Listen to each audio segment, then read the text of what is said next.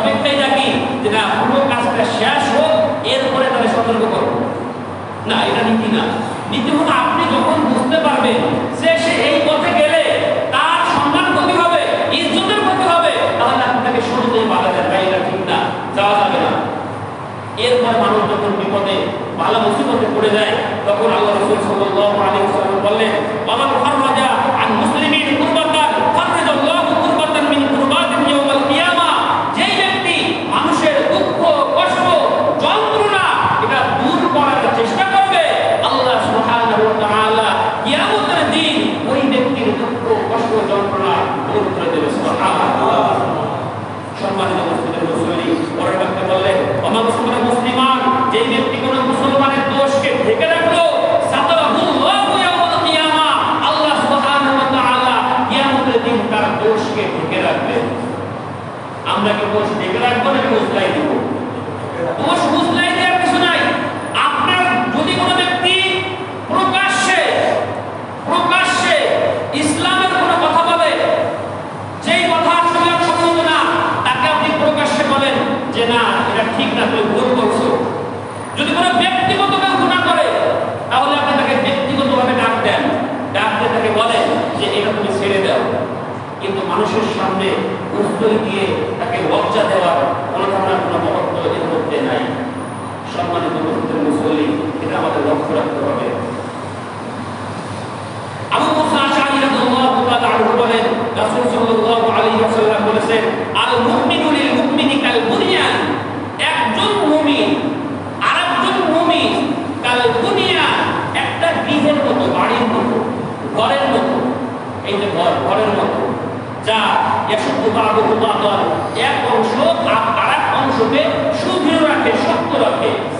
একজন মুমিন ভাই আরেকজন মুমিন ভাইয়ের শক্তি, দুইজনের শক্তি বেশি হবে, কিন্তু আরেকজন মুমিন ভাই আরেকজন মুমিন ভাইয়ের ধ্বংসের কারণ হওয়া যাবে না।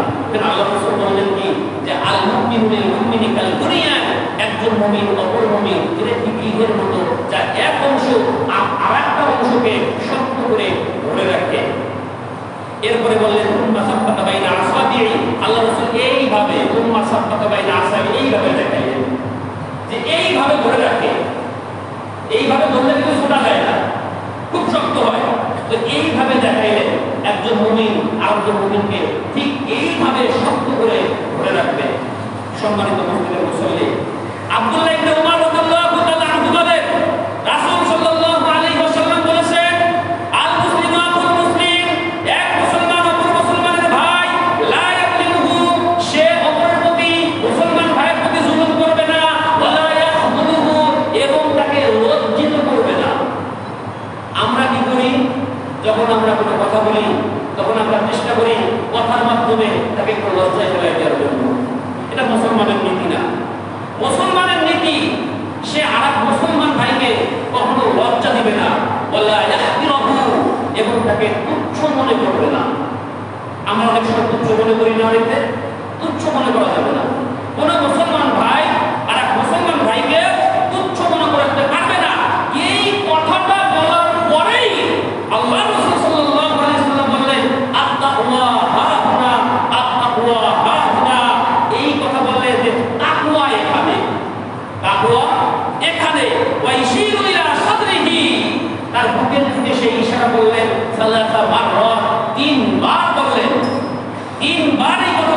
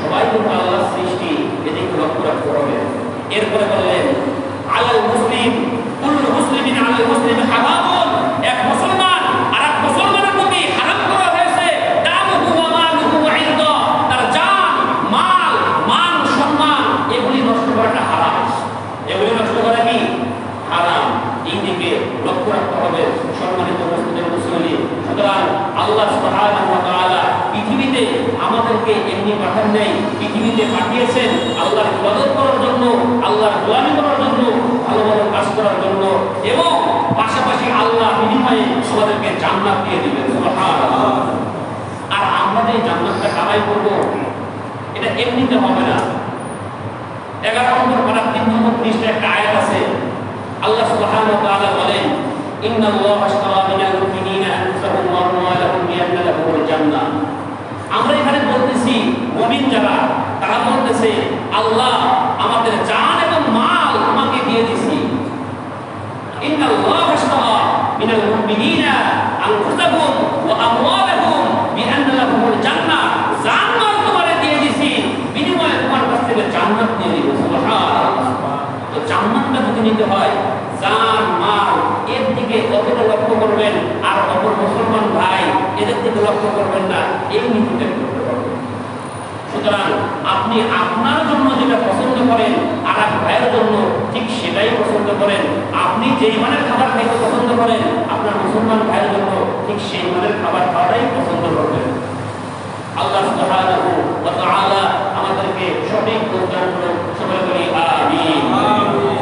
বারাকাল্লাহু লানা ওয়া লাকুম ফিল কুরআনিল আযীম ওয়া নাফা'নি ওয়া ইয়্যাকুম বিমা ফীহি মিনাল আয়াতি ওয়া যিকরিল হাকীম।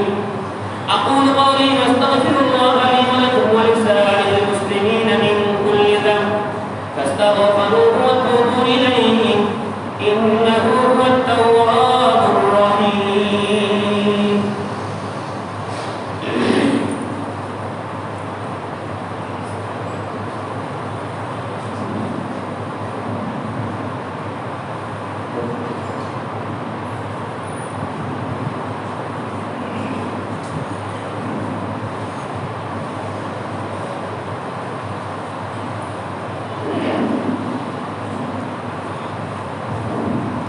إن الحمد لله نحمده ونستعينه ونستغفره ونعوذ بالله من شرور أنفسنا من يهده الله فلا مضل له ومن يضلل فلا هادي له ونشهد أن لا إله إلا الله وحده لا شريك له وأشهد أن محمدا عبده ورسوله. أما بعد، قال الله تعالى إن الله وملائكته يصلون على النبي يا أيها الذين آمنوا صلوا عليه وسلموا تسليما. اللهم صل على محمد وعلى آل محمد كما صليت على إبراهيم وعلى آل إبراهيم إنك حميد مجيد. اللهم بارك على محمد وعلى آل محمد كما باركت على إبراهيم وعلى آل إبراهيم إنك حميد مجيد. الحمد لله. সর্বপ্রথমেই সকলের জন্য দোয়া করছি যে আল্লাহ সুবহানাহু ওয়া তাআলা আমাদেরকে ঈমান ও আমলের সাথে জিন্দেগি পার করার তৌফিক দান করুন। আল্লাহুম্মা আমিন। এবং অনেক দোয়া চেয়েছে, যারা প্রবাসে আছে, ওই ভাইয়েরা দোয়া চেয়েছে, আল্লাহ তাদের মনের নেক আশা, মনের নেক মকসদকে পূর্ণ করে দিন। আল্লাহুম্মা আমিন। যারা অসুস্থ আছে, আল্লাহ সুবহানাহু ওয়া তাআলা আমাদেরকে সুস্থতা নিয়ামত দান করুন। আল্লাহুম্মা আমিন। যারা অভাবে আছে, আল্লাহ তাদের অভাবকে দূর করে দিন। আল্লাহুম্মা আমিন। এবং আরেকটা ঘোষণা আছে যে সাবেক ইমাম মুর্তজা উস্তাদ জি সামনের সপ্তাহে আলোচনা মসজিদে আসতেছে, এটা আপনাদের দাওয়াত থাকলো। আর আমাদের আলোচনার মধ্যে মুহররম মাসের আজকে 4 তারিখ, মুহররম মাসের 4 তারিখ, সামনে এই মাসের আশুরা, খুবই গুরুত্বপূর্ণ কিছু কথা বলা উচিত ছিল। যাই হোক, গতকালকে আমরা জানতে পারছি। তো এখানে দেখেন, আমি আপনাদের সংক্ষিপ্তভাবে কয়েকটা কথা বলছি। এই মাসের 16 এবং 17 আশুরা রোজা। আমরা আশুরা জানি মুহররম মাসের 10 তারিখ, এই মুহররম মাস হারাম মাসের অন্তর্ভুক্ত। আল্লাহ সুবহানাহু ওয়া তাআলা সূরা তাওবার 36 নম্বর আয়াতের মধ্যে বলেন, ইন্না ইদ্দাতাশ শুহুরি ইনদাল্লাহ 12 শাহরান ফি কিতাবিল্লাহ ইয়াওমা খালাকাস সামাওয়াতি ওয়াল আরদ। আল্লাহর গণনা মতে বছরে 12টি মাস। এই মাস আল্লাহর কিতাবে লেখা আছে। সুতরাং লৌহে মাহফুজে ইয়াওমা খালাকাস সামাওয়াতি ওয়াল আরদ, যেদিন তিনি আসমান ও জমিন বানাইছেন সেখান থেকে লেখা আছে। তাহলে এই যে আরবি মাসগুলি, এটা কেউ আবিষ্কার করেন নাই, এটা স্বয়ং আল্লাহ সুবহানাহু ওয়া তাআলা নিজেই বলেছেন তার কিতাব থেকে। তো এই মাসের মধ্যে 12টি মাসের মধ্যে 4টি মাস হলো হারাম মাস। কি মাস? হারাম মাস। এর মধ্যে একটি মাস হলো মুহররম। এই মুহররম মাসের কিছু ফজিলত আছে। এর আগে আমরা একটু জানি যে হারাম মাস কি। আমরা সাধারণত জানি একজন মানুষের জীবন চলার পথে হারাম এবং হালাল, হারাম আর হালাল এই দুইটা জিনিস আসে। হালাল মানে করা যাবে, হারাম মানে করা যাবে না। তো এখানে মানুষের জীবনে তো হালাল আর হারাম করা যাবে আর যাবে না। সময় এবং জায়গা নির্ধারণ যদি হারাম হয়, হারাম মাস, হারাম কোন জায়গার জন্য? আমাদের এইখানের জন্য না, মক্কা মদিনা। তো সময় এবং জায়গা নির্ধারণ করে যদি হারাম হয়, তাহলে কি হবে? নিষিদ্ধ এলাকা। কি এলাকা? নিষিদ্ধ এলাকা। দেখেন, এই যে আমাদের বাংলাদেশে যে বড় বড় জায়গা আছে, সংসদ একটা জায়গা, ওইখানে আমরা যাইতে পারবো? ইচ্ছা করলে যাইতে পারবো না। অর্থাৎ সম্মানী জায়গা। এই যে মনে করো যে আর্মিদের বড় যে অফিস এলাকা, যে এলাকাটা আছে, তো ওই জায়গাটা যাইতে পারবো? চাইলে যাইতে পারবো না। ঠিক তেমনি ভাবে মক্কা এবং মদিনা হলো হারাম এলাকা। যেই কাজগুলি আপনি এইখানে করতে পারবেন, এই 4 মাসের মধ্যে এই কাজ আপনি এখানে করতে পারবেন না। এখন মক্কায় হারাম করছেন কে? ইব্রাহিম আলাইহিস সালাম। আর মদিনায় হারাম করছে কে? মুহাম্মদুর রাসূলুল্লাহ সাল্লাল্লাহু আলাইহি ওয়াসাল্লাম। সুতরাং আমরা এটা বুঝতে পারলাম যে যেই কাজগুলি এইখানে করা যাবে, সেই একই কাজ ওইখানে করা যাবে না, সময় এবং জায়গার কারণে, যেহেতু আল্লাহ হারাম করেছে। তো দেখেন, এখানে আল্লাহ রাসূল সাল্লাল্লাহু আলাইহি ওয়াসাল্লাম অনেক কথা আছে। তার মধ্যে আমি একটা কথা শোনাচ্ছি আপনাদের। দেখেন, আফদালুস সিয়ামি বাদা শাহরি রমাদান। রমজান মাসকে আল্লাহ সুবহানাহু ওয়া তাআলা রোজাকে ফরজ করেছেন, সিয়ামকে ফরজ করেছেন। তো এই রমজানের সিয়ামের পরেই এই মুহররমের 10 তারিখ, 9 তারিখ এবং 10 তারিখের সিয়ামের প্রতিবাদ। এখন আমরা বলি আশুরা, আরবিতে আশারুল 10, আশুরা 10 দিন আর হলো 10ম দিন। এর মধ্যে একটু পার্থক্য আছে না? একটু পার্থক্য আছে। 10 দিন মানে 1 থেকে 10 পর্যন্ত 10 দিন। আর যখন আশুরা, তার মানে হলো 10ম দিন, 10 নাম্বার দিন। কয় নাম্বার দিন? 10 নাম্বার দিন। এই 10 নাম্বার দিনে আপনাকে রোজা রাখতে হবে, সিয়াম রাখতে হবে। তো একটা রাখা যাবে না। কেন রাখা যাবে না?